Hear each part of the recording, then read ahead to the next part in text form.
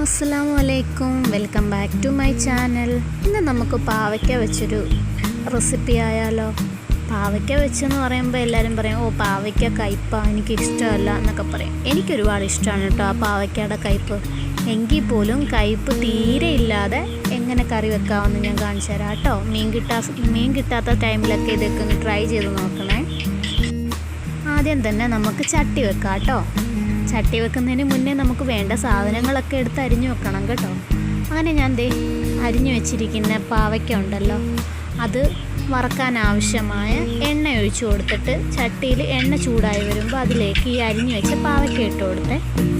പാവയ്ക്ക നമുക്ക് ചെറിയ ചെറിയ പീസായിട്ട് വേണമെങ്കിലും അരിയാം, വലിയ പീസായിട്ട് വേണ്ടവർക്കും അരിയാം. ഇതിന് കയ്പ്പ് ഇഷ്ടമുള്ളവർക്ക്, ഇഷ്ടമില്ലാത്തവർ തീരെ നൈസായിട്ട് വേണം കേട്ടോ അരിയാൻ.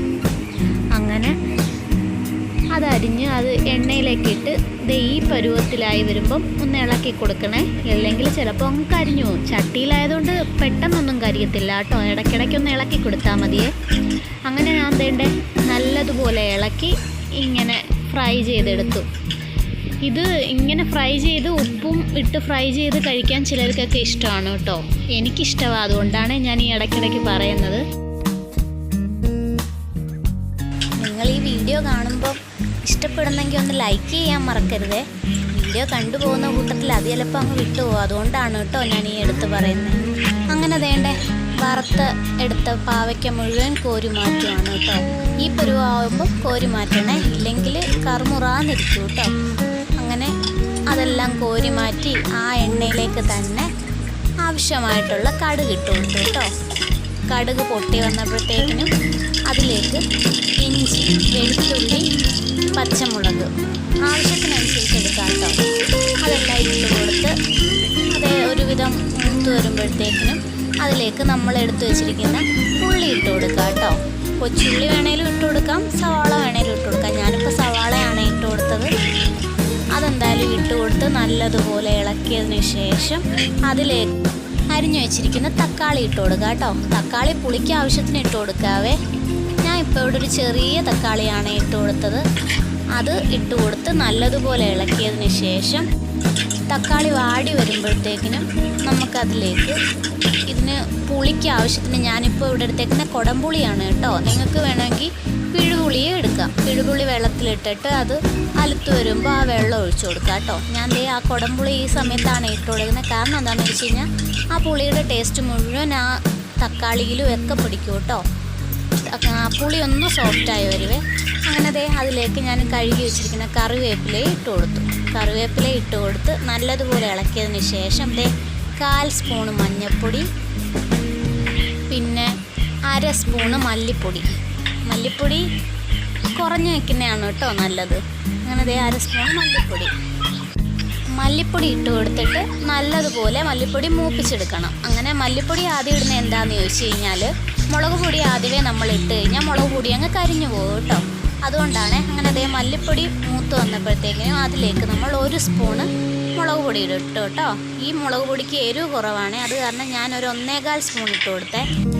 അങ്ങനെ അതും ഇട്ട് കൊടുത്ത് നല്ലതുപോലെ ഇളക്കി ആ മുളക് പൊടിയും മൂത്ത് വന്നപ്പോഴത്തേക്കിനും അതിലേക്ക് കുറച്ച് കുരുമുളക് പൊടി ചിലർക്ക് കുരുമുളക് പൊടിയുടെ എരിവ് ഇഷ്ടമാണ്, അതിനനുസരിച്ച് ഇട്ട് കൊടുക്കുക കേട്ടോ. ഞാനിവിടെ ഒരു ശകലം ഇട്ട് കൊടുത്തോളേ. പിന്നെ അതിലേക്ക് ഒരു 1/4 സ്പൂണ് ഉലുവാപ്പൊടി ഇട്ട് കൊടുത്ത് നല്ലതുപോലെ ഇളക്കി അത് യോജിപ്പിക്കണം.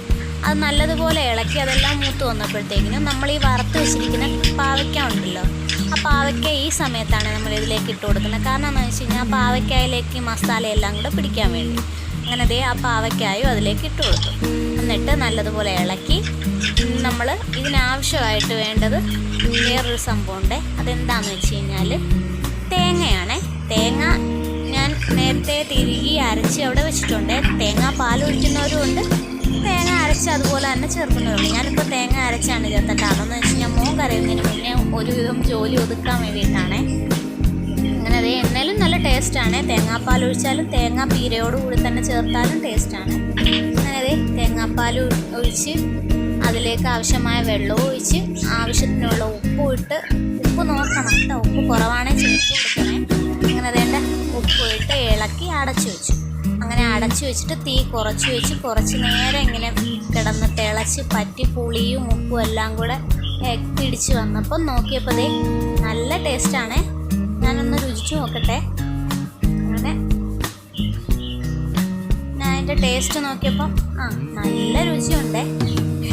ഞാൻ ചുമ്മാ പറയുന്നതൊന്നുമല്ല കേട്ടോ, കയ്പ്പ് തീരെ ഇല്ലായേ. അങ്ങനെ ദേ ലാസ്റ്റ് ഒരു ഡെക്കറേഷൻ ആയിക്കോട്ടെ എന്ന് വിചാരിച്ചല്ല കേട്ടോ, ഈ കറിവേപ്പിലയുടെ ഫ്ലേവർ നല്ല ടേസ്റ്റ്. ദേ അങ്ങനെ നമ്മുടെ കറി റെഡി ആയി കേട്ടോ. വീഡിയോ ഇഷ്ടപ്പെടുവാണെങ്കിൽ ലൈക്ക് ചെയ്യാൻ മറക്കരുതേ. വേറൊരു വീഡിയോയിൽ കാണുന്നവരെ അസ്സലാമു അലൈക്കും.